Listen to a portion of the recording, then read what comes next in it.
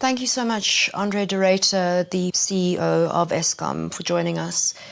You've been at the forefront of fighting corruption at Eskom for the past 3 years. You resigned because of multiple failures and a lack of political support, but you were also poisoned with cyanide, and I felt we needed to get your testimony on record because somebody wants you dead. When you start turning the spigots closed, then people will get upset. My rough estimate of the amount of money that gets stolen in Eskom every month is in the region of R1 billion every month. And we've made some inroads. We've definitely started closing the taps, and that doesn't make you any friends. There is resistance to implementing controls, to conducting investigations, to implementing disciplinary action. And that realization, I think, as we've uncovered more and more and more, that has just become clearer that the rot was much worse than I anticipated when I took the job. Actual cartels, which started with the coal industry, and then we're looking at saboteurs. Talk to me about the difference between the two. We know of at least 4 organized crime cartels operating in Mpumalanga in Eskom. Some of them also have interests in Transnet, and we see that in our inability to rail coal to Majuba Power Station, for example, where we don't have enough electric locomotives because the overhead lines are stolen, and Transnet doesn't have enough diesel locomotives because these are being tampered with and otherwise disabled. So these 4 cartels are quite sophisticated as far as we can tell. They are well organized. It's interesting that they've adopted the language of the mafia, so people are called soldiers, and they have a hit squad, allegedly between 60 and 70 highly trained, well-armed people, and people get assassinated in Mpumalanga. I think the media maybe has become very used to these reports, so it doesn't receive much airtime anymore, but every week there's pretty much an assassination. So it's deeply entrenched, and it is highly organized. To go to the actual poisoning incident, talk me through that morning. Yeah, so it was a very interesting day. On the 12th of December, which was a Monday morning, I met with Mpho Makwana, the chairman of the board, at the Dainfern Clubhouse, and he wanted to do my performance appraisal with me, and I said maybe this obviates that discussion, and I slid my letter of resignation across the table to him. We then had discussions about how long and when and so forth. Then we both went to Megawatt Park. I had the meeting with, online meeting with the president, a number of ministers, and then I asked my PA for a cup of coffee. She knows I'm a caffeine addict, so she keeps them coming. What kind of coffee do you drink? Does it come out of a machine, or yes. is it instant, or you? So the machine that morning was being serviced. It had broken, Okay. and there were people trying to fix it. So she left my mug, and it's a mug. So this is a recommendation, a learning that I can share. Never have a personalized mug. It's a bad idea.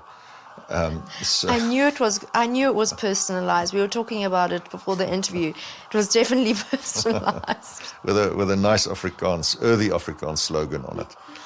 Then she left the mug, my PA Zodwa. She left the mug there at the coffee machine unattended, and came and told me that the machine was broken and could she make me instant coffee. By the time that she got back, the machine had been repaired and a coffee was then presented to me. I then drank this coffee and didn't notice anything amiss. Did it taste the same as usual?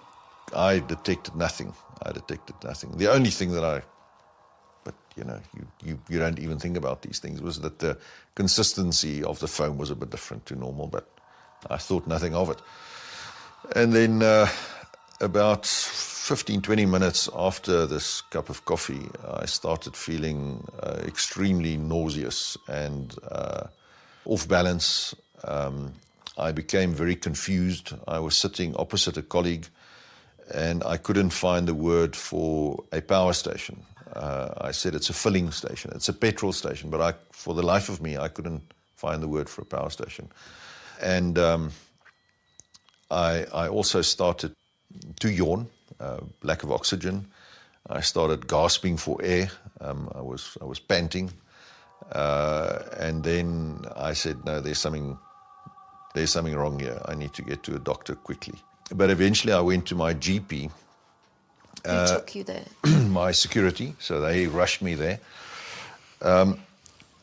And I got examined by the doctor. He quickly ruled out heart attack, hypoglycemia, and then he said, okay, we're going to put you on one of our beds in our day clinic. Then when the blood samples were being taken, I called the doctor over and I said, let's do a tox screen as well, because there's something wrong here. This is not right. I'm not supposed to feel this way. So you came up with the idea that you could have been poisoned. Yes. At that stage, I was shaking badly. I was literally lying like this and shaking, gasping for air. So the doctor was running up and down, and one of his colleagues called him over and said, what's wrong with that guy? And he said, well, we don't know. We're running tests. And his colleague told him, I've seen this before. This is cyanide poisoning. Sorry if this gets a bit too graphic, but then I vomited very, very copiously, which was a good thing. I was also put on a drip with jet fuel. Now, jet fuel is just very high vitamin B. And I think inadvertently, the doctor who prescribed this probably saved my life by doing that, because vitamin B binds with the cyanide molecule. And that very high dosage administered so quickly helped to, I think, absorb some of the cyanide. Yeah, so then the doctor said, okay, your cyanide levels are somewhat elevated. You need to come back for a further test. I went back for a further test. The test took quite some time to complete for whatever reason. I think it was the festive season. And then it turned out that my cyanide levels were indeed significantly elevated. Then when it became apparent that the story would break, I laid a charge of attempted murder at the police, and that's how the story went. Could you have died? I have subsequently consulted a specialist toxicologist, and the theory is that this was not a pure cyanide cocktail, but that it was a mixture of cyanide and sodium arsenite, which is a rat poison. And what the sodium arsenite apparently does is it masks the detectability of cyanide in a blood test. So if that is so, then the real level of cyanide that I ingested was probably higher than indicated by the blood test. So look, it's difficult to speculate. I had cyanide, I survived it. Could I have died? Probably. My trust levels, frankly, in SSA are fairly low. And all I can think is that they wanted to equip themselves with information that would be handy to them in running various intelligence campaigns. You know, when the bug, the famous bug, was found in my car. Just explain to our viewers about that, because some of them may not know about it. Yeah, so a listening and tracking device was found in my car. I sent a picture of this to an expert forensic investigator. He immediately told me, this is problematic, I need to have it investigated. They then collected it from me. They had it analyzed by a forensic investigator who specializes in electronic eavesdropping. There was a very comprehensive report that indicated that this was a listening device and a tracking device that was found in my car. available, the kind of device that would be available to the common man, or something that was a little more sophisticated?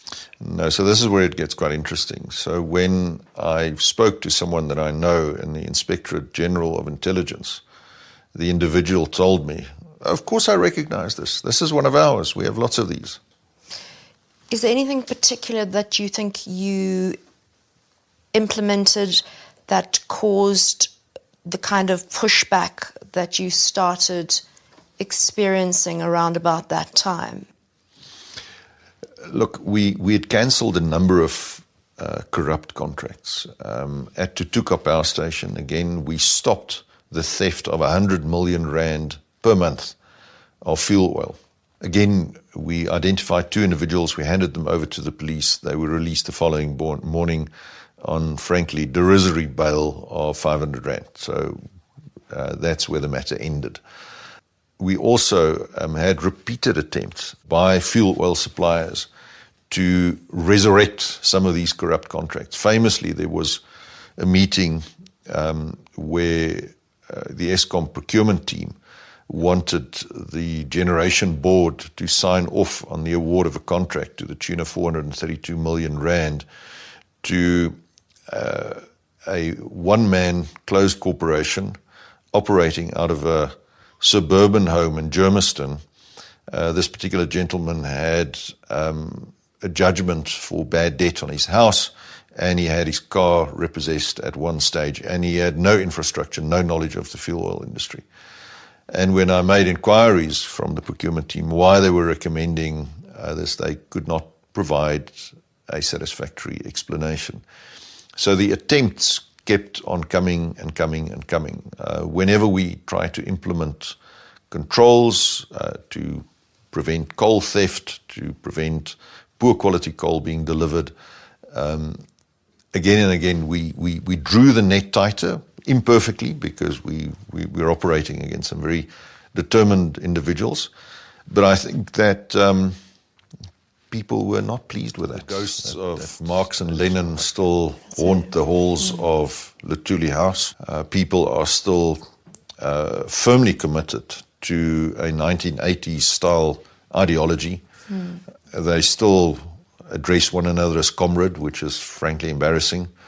They use words like lumpen proletariat, which is ridiculous because, these things were last said in 1980s East Germany.